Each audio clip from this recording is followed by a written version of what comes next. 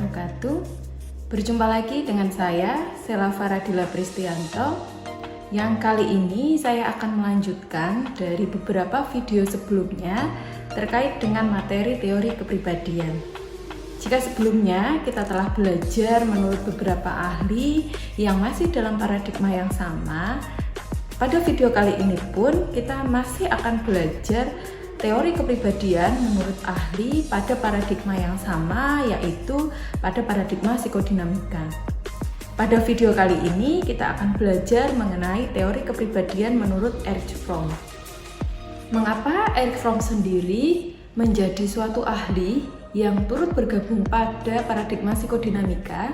Dikarenakan Erich Fromm berusaha menggabungkan teori Freud sebagai penemu psikodinamika atau sebagai ahli yang pertama kali munculnya paradigma psikodinamika, dan juga Erich Fromm ini menggabungkan antara teori Marx mengenai sosial, sehingga Erich Fromm ini menggabungkan dua teori, yaitu teori Freud dan teori Marx mengenai sosial. Sehingga Erich Fromm ini menggabungkan teori milik Freud mengenai karakter manusia yang ditentukan oleh kondisi biologisnya, dan juga menggabungkan teori milik Marx mengenai kondisi manusia atau makhluk hidup itu ditentukan oleh kondisi masyarakat tempat hidupnya. Nah, oleh sebab itu, dari penggabungan dua teori ini, kemudian Erich Fromm memunculkan ide mengenai gagasan kebebasan yang ada pada diri manusia. Sehingga pada dasarnya manusia itu memiliki kebebasan, ini sebagai karakteristik utamanya sebagai seorang manusia. Namun kemudian ini menjadikan sesuatu yang melampaui deterministiknya, sehingga manusia memiliki ide untuk melakukan kebebasan, akan tetapi pada kenyataannya manusia sendirilah merasakan atau menjadi makhluk yang merasakan kesepian, bahkan terisolasi karena terpisah dari alamnya. Sehingga ada dua kondisi yang bertentangan ya. Manusia memiliki ide untuk menuju kebebasan, akan tetapi pada kenyataannya manusia justru berada dalam kondisi yang terasing, merasa kesepian dan terisolasi dari alamnya. Nah, ketika digambarkan posisi manusia itu, manusia berada di luar dari rantai ekosistem yang ada di alamnya. Ekosistem berjalan siklusnya, yaitu ada binatang, kemudian tumbuhan saling membutuhkan, sedangkan manusia itu berada di luar ekosistemnya. Nah, di sini digambarkan oleh Erich Fromm bahwa manusia itu merasakan kesepian atau berada pada kondisi kesepian pada kenyataannya. Manusia itu juga memiliki eksistensi yang tadi dikatakan di Erich Fromm memiliki ide untuk melakukan kebebasan. Nah, pada kenyataannya kemudian terjadi deterministik antara kondisi biologisnya dan juga antara kondisi sosialnya. Biologis dijelaskan oleh Freud, kemudian sosial itu digambarkan oleh ahli sosial yang bernama Marx. Sehingga di sini digambarkan bahwa manusia yang memiliki ide untuk melakukan eksistensi atau kebebasan. Nah, ketika digambarkan sebuah kondisi eksistensinya ingin melakukan kondisi bebas seperti bisa terbang, kemudian mampu bergerak cepat, kemudian mampu menyelam lama, akan tetapi kemudian terjadi determinan yang dijelaskan oleh Freud sebagai gambaran biologis bahwa kenyataannya manusia itu tidak dapat melakukan kondisi yang digambarkan tadi. Manusia tidak bisa terbang karena yang bisa terbang itu adalah binatang, terkhususnya adalah burung. Kemudian manusia juga tidak dapat bergerak lambat. Nah, ya biasa saja bergeraknya. Bergerak lambat ini kan biasanya ada pada makhluk hidup binatang. Atau pada kenyataannya ketika manusia ini ingin menyelam di air dalam kondisi yang lama, itu tidak memungkinkan karena itu hanya dimiliki sifatnya oleh binatang, terkhusus adalah ikan. Sehingga di sini terjadi determinan di mana antara eksistensi yang diinginkan oleh manusia itu berbeda dengan pada kondisi kenyataannya yang dikuatkan dijelaskan oleh Freud sebagai ahli sebelumnya. Atau kemudian ketika digambarkan sebagai eksistensi tapi didasarkan pada determinan yang dijelaskan oleh Marx sebagai kondisi sosial dari kehidupan manusia. Eksistensinya, ide kebebasannya adalah manusia ini ingin memiliki kondisi yang merdeka, kemudian dia ingin makmur, ataupun dia ingin pandai, pintar. Nah, akan tetapi pada kenyataannya yang kemudian ini terjadi determinan secara sosial, manusia ini bisa jadi dalam kondisi yang dia bisa dijajah, jadi tidak merdeka. Kemudian manusia tidak makmur juga, dia bisa dalam kondisi kemiskinan. Tapi manusia bisa dalam kondisi yang tidak pandai atau digambarkan sebagai bodoh. Nah, kemudian antara eksistensi dan determinan inilah yang kemudian memunculkan kondisi determinan antara sebenarnya manusia itu dalam kondisi kesepian, akan tetapi dalam keinginan atau ide untuk menuju kebebasan. Selanjutnya, teori yang dikemukakan oleh Erich Fromm ini memunculkan kondisi determinan secara sosial, di mana kita ketahui kalau secara kepribadian ada dua kondisi yang saling berlawanan. Semisal kita gambarkan dalam kondisi yang sadistik, maka berlawanannya adalah kondisi masokis. Nah, adanya determinan antara ide untuk menuju eksistensi kebebasan, akan tetapi pada kenyataannya manusia itu berada dalam kondisi kesepian. Ini yang kemudian memunculkan beberapa kondisi sosial atau kelas sosial yang berbeda, di mana ketika sadistik digambarkan sebagai kelompok sosial yang menjadi majikan ataupun menjadi pimpinan. Akan tetapi berada pada kutub yang sebaliknya, dalam kondisi masokis digambarkan kepribadian seperti itu ya, maka manusia itu berada pada posisi dirinya sebagai buruh. Jadi berlawanan antara majikan dan buruh. Maka ketika menjadi majikan, sifat manusia itu adalah kejam, kemudian menindas, eksploitasi, memaksa.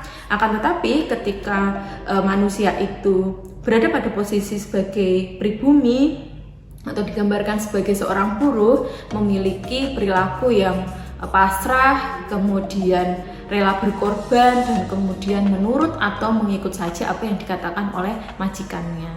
Ini adalah kondisi yang sebenarnya yang ada pada kenyataan kita didasarkan pada penjelasan secara determinan biologis oleh Freud dan juga determinan sosial menurut Marx. Masing-masing pihak ini, baik tadi yang berada di kutub atas ya, kalau kita gambarkan sebagai majikan, ataupun yang berada di kutub sebaliknya kita gambarkan sebagai buruh, masing-masing pihak ini berperan sehingga sistem inilah yang juga akan mempertahankan kondisi determinan sosial yang ada, yang sampai sekarang mungkin masih ada ya dalam kehidupan di sekitar kita. Oleh sebab itu, secara sistem sosial, oleh Erich Fromm dijelaskan bahwa manusia itu memiliki kebutuhan eksistensi untuk bebas, akan tetapi pada kenyataannya dalam sistem sosial yang ada pula, manusia itu berada pada kondisi kesepian karena terasing dari kondisi alam yang ada di sekitarnya.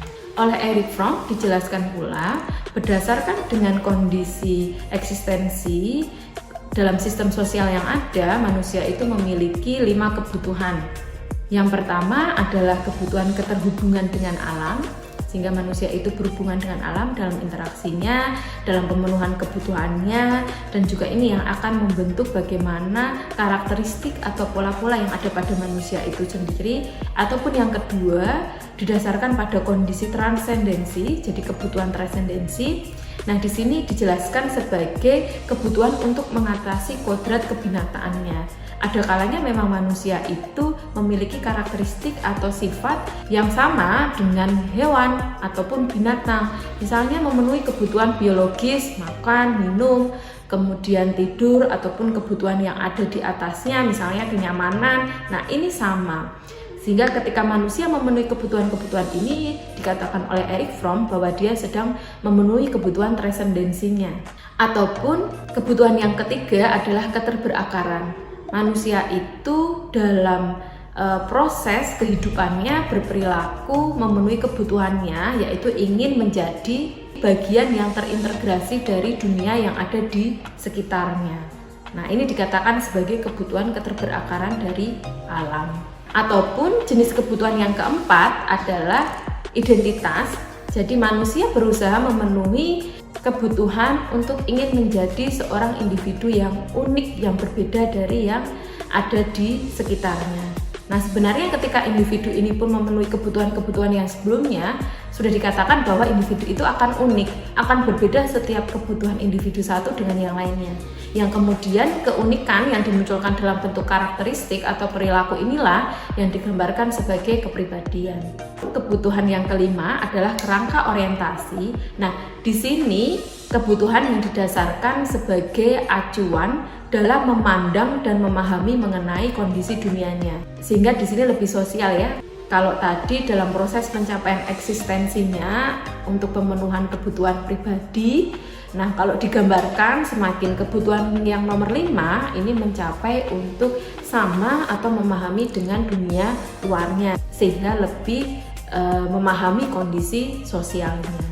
Oleh Erich Fromm dijelaskan bahwa kebebasan itu sebagai sesuatu yang sulit diperoleh, akan tetapi individu cenderung lari dari kebebasannya. Kondisi ini kemudian digambarkan oleh Erich Fromm sebagai kondisi escape from freedom. 3 bentuk pelarian manusia dalam proses pelarian dari kondisi kebebasannya ini adalah yang pertama otoritarianisme, kemudian yang kedua destruktif, selanjutnya yang ketiga adalah konformitas otomaton. Bentuk yang pertama yaitu otoritarianisme, ini merupakan kondisi bahwa ketika individu atau manusia itu lari dari kebebasan dengan cara meluruhkan diri dengan orang lain, melibatkan diri dalam sistem yang lebih otoriter atau menjadi otoriter ataupun menjadi patuh atas orang yang otoriter. Contoh kondisi ekstrimnya adalah tadi berada pada kondisi masokisme ataupun sadistik. Kemudian bentuk yang ketiga adalah bentuk yang dimunculkan oleh individu atau manusia ketika dirinya menanggapi penderitaan dengan mengecilkan atau bahkan meniadakan diri mereka sendiri. Nah, kondisi yang demikian oleh Erich Fromm itu digambarkan adalah bahwa digambarkan seperti kalimat berikut. Ketika saya tidak ada, maka tidak ada lagi yang menyakiti saya. Kalau saya merusak dunia, maka dia tidak akan lagi menyakiti saya. Nah, ini kan gambaran sebagai bentuk pelarian destruktif atau merusak dirinya sendiri atau merusak orang lain yang dalam kondisi meniadakan dirinya. Pelarian destruktif ini merupakan cara lari dari kebebasan yang paling banyak dilakukan karena terkadang individu itu tidak sanggup menghadapi kenyataan yang ada pada dirinya. Nah, oleh sebab itu beberapa kejadian ya yang ada di sekitar kita ketika kita mau menjelaskan dari determinan biologis dan juga sosial yang dijelaskan oleh Erich Fromm, ketika individu itu sedang berperilaku dalam bentuk meniadakan dirinya, maka sebenarnya dia sedang pelarian kebebasan dalam bentuk destruktif. Ataupun bentuk pelarian yang ketiga yaitu konformitas otomaton. Nah, di sini digambarkan sebagai individu itu berperilaku lari dari kebebasan dengan cara bersembunyi di balik hierarki kekuasaan ataupun gerombolan kebudayaan massa yang ada di sekitarnya. Nah, pada pelarian ini individu atau manusia itu digambarkan bahwa sebenarnya dirinya merasakan kesepian atau kesendirian, akan tetapi dia tidak lagi menjadi dirinya sendiri.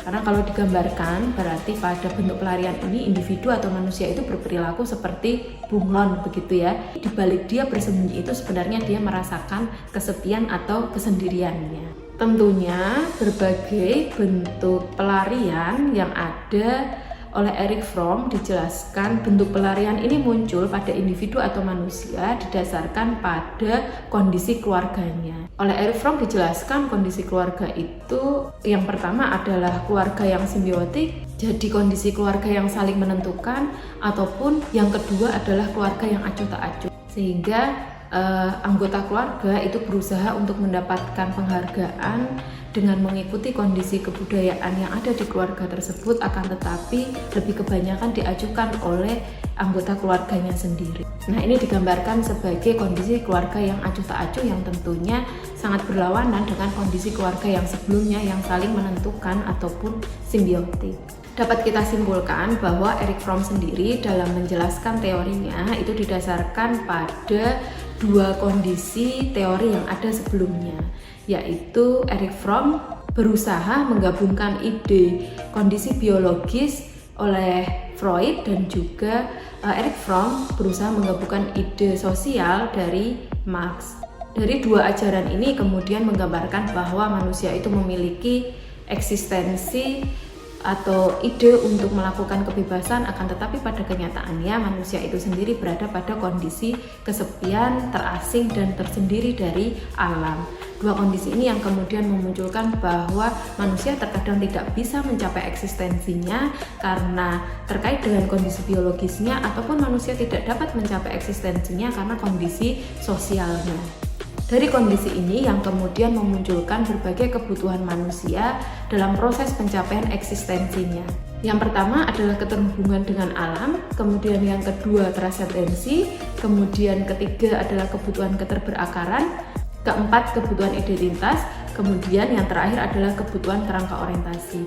Sekian materi yang bisa saya sampaikan berkenaan dengan materi teori kepribadian Erich Fromm. Semoga bermanfaat. Wassalamualaikum warahmatullahi wabarakatuh.